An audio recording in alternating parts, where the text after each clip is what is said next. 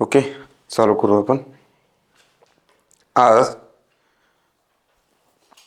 Questions बघू. ठीक आहे.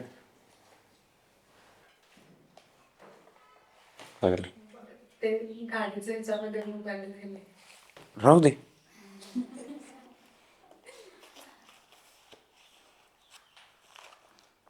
जेवण राहू दे म्हणा एक दिवस. जेवण आहे का नाही.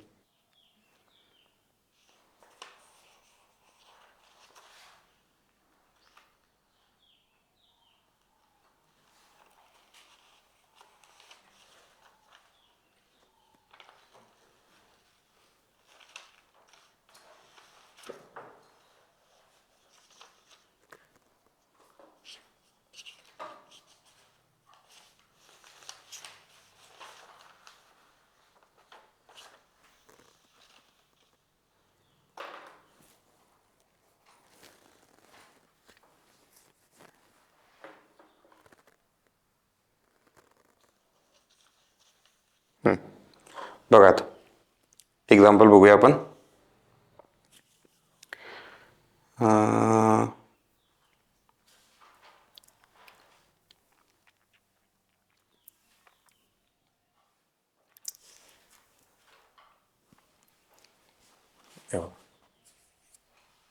Question.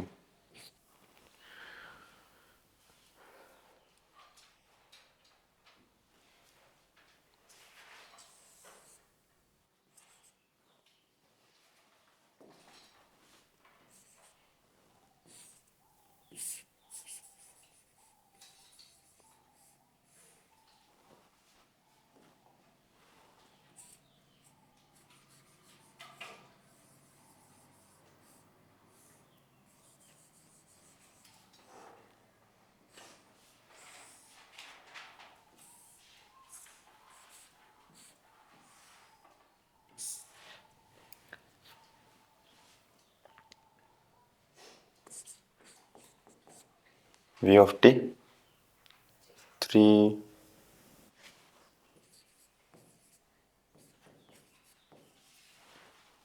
4 ohm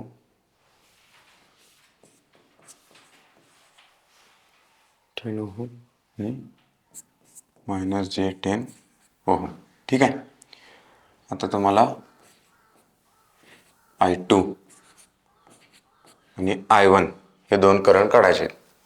find I1 and I2. Find I1 and I2 असं. आता इथं पण बघा, जसं डीसीत आपण सॉल्व्ह केले ना, तसे इथं पण आपण क्वेश्चन सॉल्व्ह करू शकतो बाय मेश ॲनालिसिस. ठीक आहे.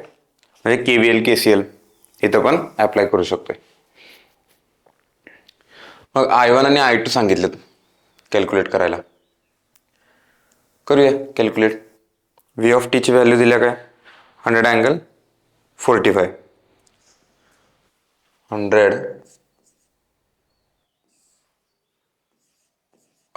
अँगल 45 डिग्री अशी दिलेली आहे. ठीक आहे. मग बघा, I1 कॅल्क्युलेट करायचं आहे. म्हणजे हा पहिला असणार आहे I1.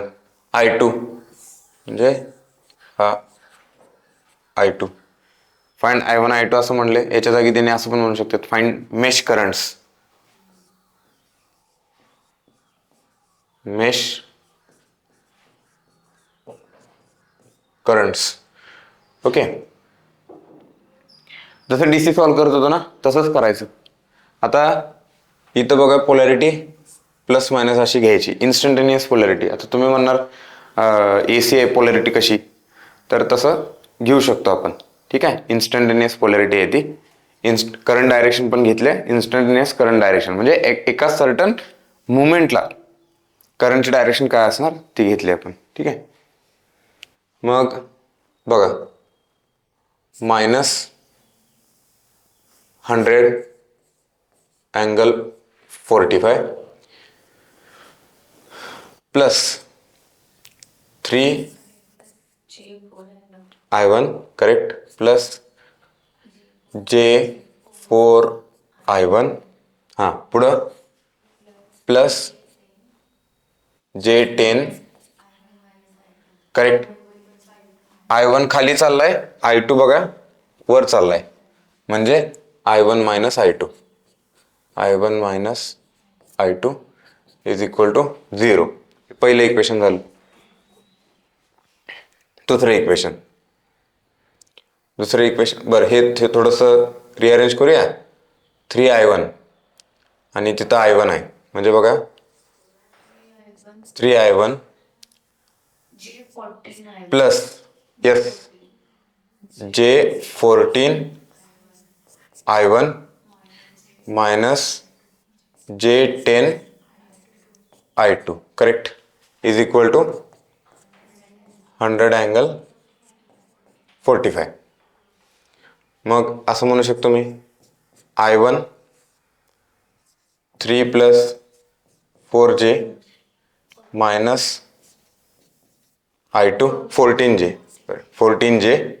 आणि i2 मायनस i2 घेतलं तिथं J10 is equal to 100 angle 45. 100 angle 45. आता 100 काय व्हॅल्यू असणार आहे? हां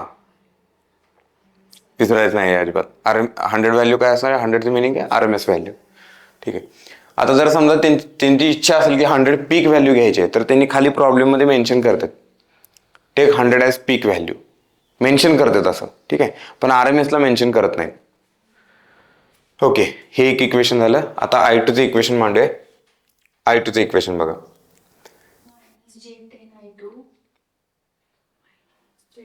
कुठनं चालू केलं तुम्ही? इथनं चालू करूया आपण. हां i1 minus i2 minus i1. आता i2 minus i1 J10 minus J10 i2 is equal to 0. मग बघा हे जर आत मल्टिप्लाय केलं i2 J10 minus J10 i1 minus J10 i2 is equal to 0. आता J10 i2 आणि J10 i2 कॅन्सल झालं. ठीक आहे, मायनस गेलं. आता हे i1 ची व्हॅल्यू काय आली मग बघा यात ना, i1 is equal to 0.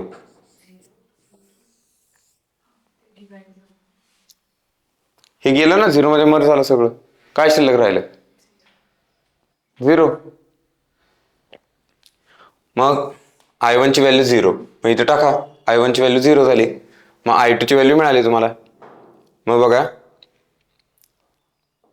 i1 ची व्हॅल्यू 0 टाकली ना, संपलं. मग ह्या इक्वेशन मध्ये मग बघा हे इक्वेशन मी इथं लिहितो minus i2 J10 is equal to 100 angle 45. आता ह्याची व्हॅल्यू काय लिहायची सांगा बरं. पोलॅरिटी होते त्या पहिल्या मध्ये J10 मध्ये कॉमन आहे की नाही, त्याला आपण कसं वरती घेतलं, वरती प्लस खाली मायनस ना. खाली एंटर होताना सेकंड लूप मध्ये पण मायनस. नाही, लोड आहे. सोर्स थोडीच आहे तो. ज्या लूप मध्ये जाणार ह्याची पोलॅरिटी अशी. आता ज्या लूप मध्ये जाणार त्यात i2 डॉमिनंट ना. i2 डॉमिनंट हा लोड आहे. लोड मध्ये ज्या साईडला करंट एंटर होतोय तिथं पॉझिटिव्ह. हा इथं पण तसंच, ज्या साईडला करंट एंटर होतोय त्या साईडला तुम्ही नाही ते तुम्ही त्या लूप मध्ये होता ना, तिकडच्या लूप मध्ये होता. तर या लूप हा लोडच्या बाबतीत तुम्ही तसं घ्यायचं. सोर्सच्या बाबतीत नाही. सोर्सच्या बाबतीत त्याची फिक्स पोलॅरिटी असते. ठीक आहे. हा हे कसं लिहायचं सांगा बरं.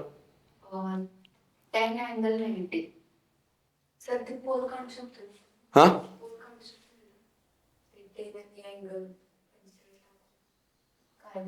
काय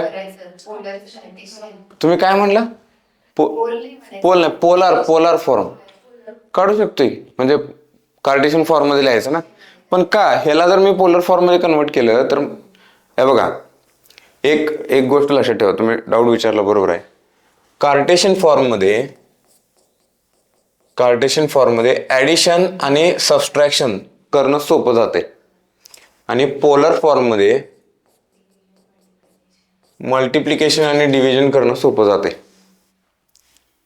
ओके, मग आता इथं बघा, इथं मला हे डिवाइड करायला लागेल ना, डिव्हिजन आहे. इथं डिव्हिजन आहे म्हणल्यावर मी पोलर फॉर्म मध्ये गेलेली सोपं ठरेल मला.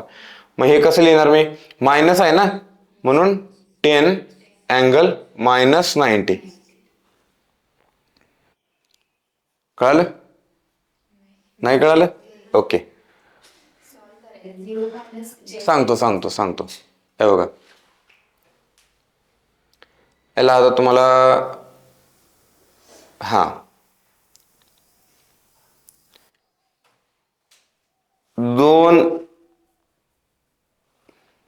कसं एक्सप्लेन करतो बघा. आता कार्टेशियन फॉर्म मध्ये ही इमॅजिनरी ऍक्सिस असते जे ओमेगा, आणि ही रिअल ऍक्सिस असते. ठीक आहे, पॉझिटिव्ह जे ओमेगा, निगेटिव्ह जे ओमेगा. आता हे -J10 आहे ना, -J10 व्हॅल्यू कुठं इथं आली, -J10. आता हे काय कार्टेशियन फॉर्म आहे. कार्टेशियन फॉर्म मध्ये पोलार फॉर्म आपण दाखवू शकतो. मी तुम्हाला सांगितलं होतं, समजा व्हॅल्यू इथं असेल, जर एखादा पोल इथं असेल, समजा एखादा पॉइंट असं म्हणू आपण, पॉइंट इथं आहे, तर ह्याला कार्टेशियन फॉर्म मध्ये कसं दाखवणार मी, समजून घ्या जरा. हे कार्टेशियन फॉर्म मध्ये हे बघा, जसं आपण एक्स ऍक्सिस आणि वाय ऍक्सिसला दाखवतोय तसं, ही एक्स ऍक्सिसची व्हॅल्यू, ही वाय ऍक्सिसची व्हॅल्यू, आणि हा पॉइंट आपण दाखवणार. पण पोलार फॉर्म मध्ये कसं दाखवतो आपण, पोलार फॉर्म मध्ये हे बघा, ह्या ओरिजिन पासूनचं याचं डिस्टन्स, या ओरिजिन पासूनचं डिस्टन्स, आणि या रिअल ऍक्सिस बरोबरचा अँगल, मग ओरिजिन पासूनचं डिस्टन्स हे आता समजा किती येणार आहे, समजा लक्षात घ्या, समजा ह्याची व्हॅल्यू एक्स आहे आणि याची व्हॅल्यू वाय आहे. तर याची व्हॅल्यू कशी असणार, 0 टू पोल, त्याला पोलच म्हणतात ऍक्च्युली. ठीक आहे, 0 टू दिस पॉइंट, त्याची व्हॅल्यू काय असणार बघा, अंडर रूट x² + y²,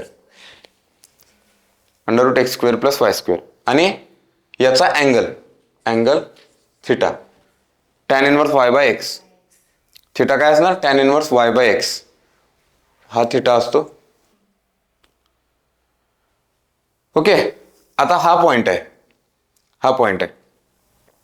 तो मला दाखवायचा आहे. हा बघा जी ओमेगा ऍक्सिस वर आहे निगेटिव्ह, याचं इथून अँगल किती आहे, एक्झॅक्टली 90 डिग्री आहे. पण काय आहे, तो क्लॉकवाईज आहे. मी तुम्हाला काल लिहून दिलं होतं, clockwise angle negative, anti clockwise angle positive. मग क्लॉकवाईज तुम्ही घेतलं हे, तर निगेटिव्ह झाला अँगल. निगेटिव्ह किती झाला, -90. मग याची मॅग्निट्यूड 10 अँगल -90. ठीक आहे,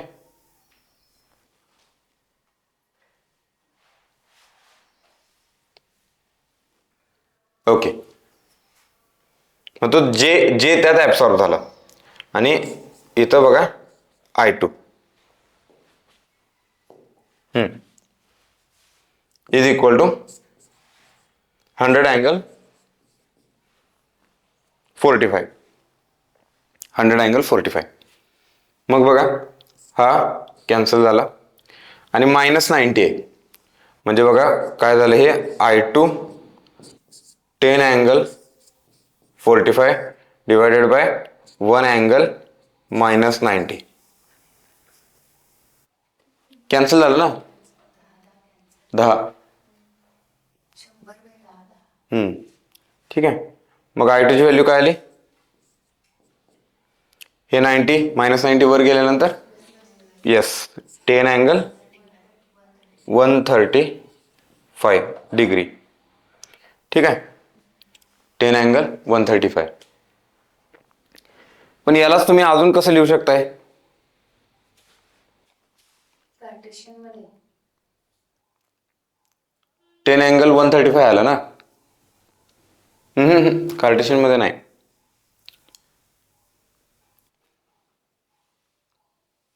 टेन अँगल 135 एक अँगल लिहिला. दुसऱ्या साईडने कसं लिहू शकतो आपण?